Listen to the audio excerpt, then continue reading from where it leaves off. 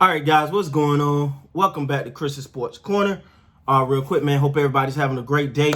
Thank everybody for supporting this channel. Obviously, we wouldn't be here without you. Thank you guys so much. Real quick, man, the NBA have listed their 3 finalists for MVP.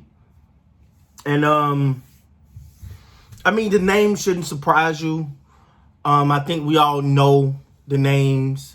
We know Joel Embiid, Nikola Jokic, Steph Curry. Now there are some people that people feel like should have been in there. I keep hearing Randall, who else I'm seeing on these things, man. I see a lot of people saying Randall should have been in there.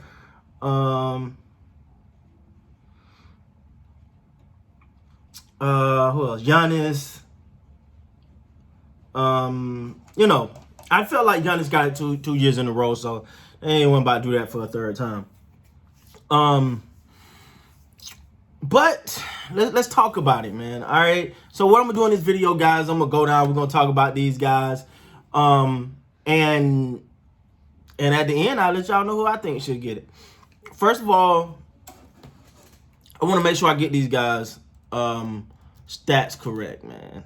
I don't like to play around people's stats. So we'll start with Joel Embiid. 28. He's having 28 points, 10 rebounds, 2 assists, 85% free throw percentage, 51% field goal percentage, and that's just based off the stats here. And he's had a heck of a season, man. I think he's came out of that shell. I think he matured as a player. I think he got the right coach in Doc Rivers that really gonna get the most out of him. The thing with Joel Embiid is he's always been a perennial all-star. He's always been one of the top in the league. But the thing that always surrounded him, that the questions about him was always his health. And he just seemed to, and I'm gonna keep it honest, he just always have seemed to get the smallest little, weirdest little injuries sometimes, man, that take him out. And you even have people question his drive. I'm not gonna act like I study Embiid enough to say I question his drive, or I've seen nothing to say I question his drives. My only issue with Embiid is sometimes I feel like he played too much into the antics, and that comes back to bite him in the rear end sometimes, because some of it's not necessary. But I feel like this year he realized, man, I'm the biggest guy on the court. I dominate these guys. I could dominate a lot of these guys if I choose to, and he has. And no wonder his name is in the running for MVP. You got to give it to him. So that's Joel Embiid. Nikola Jokic. Let's talk about him. Again, I'm kind of doing this quick because I don't want to rush through this. I don't want to make the video super long. But Nikola Jokic played every game this season. I think that's a big thing for him. He played every game this season. I'm not saying he don't want to play. What I'm saying is compared to Embiid, that's the one thing he does have over him. Averaged 26 points, 10 rebounds, 8 assists. Now, the 8 assists is impressive for a big man. Regardless, that's big for a big man. 56% field goal percentage, 38 from 3, 86 from the free throw line. Yeah. The guy's balling, man. And you got to remember, he's doing this without his running mate, Jamal Murray.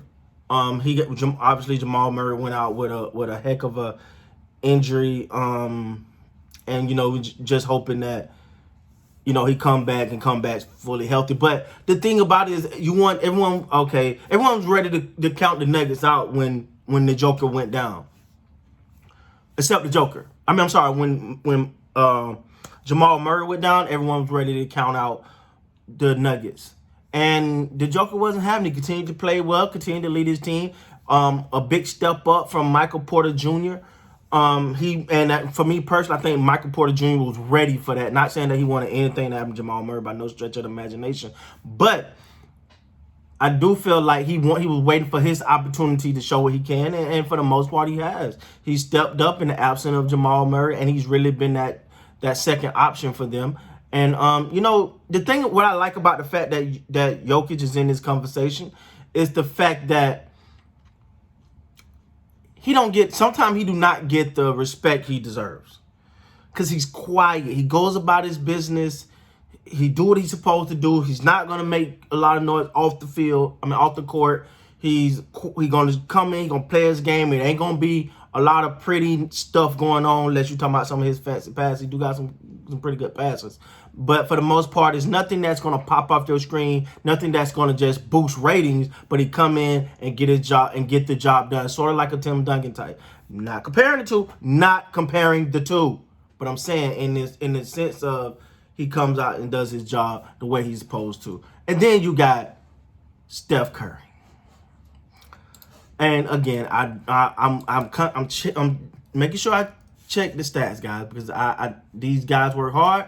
I don't want to be the one that butchered their stats. And if their stats are butchered, it was by the website and not me. Steph Curry, man, played 3 games this year, 32 points, 5 rebounds, 5 of 6, 48% from the field, 42 from 3, 91 from the free throw line. Steph Curry is my pick for MVP. Do I think he's going to get it? No, I think the Joker's going to get it. But if I was picking out of these 3 guys, I'm going with Steph Curry. Why? Because Steph Curry did this without a running mate. At all. At all. Did I say at all? There was no running mate for him. Draymond Green is cool, but let's be honest here. All right? Steph willed this team into a playoff scenario to even have a chance to get into the playoff. He's willed this team. I mean, he literally has carried this team on his back. You tell me, besides who, Andrew Wiggins and Wiseman, who else on this team that you thought coming into this season, like, that guy's going to be pretty good this year? No.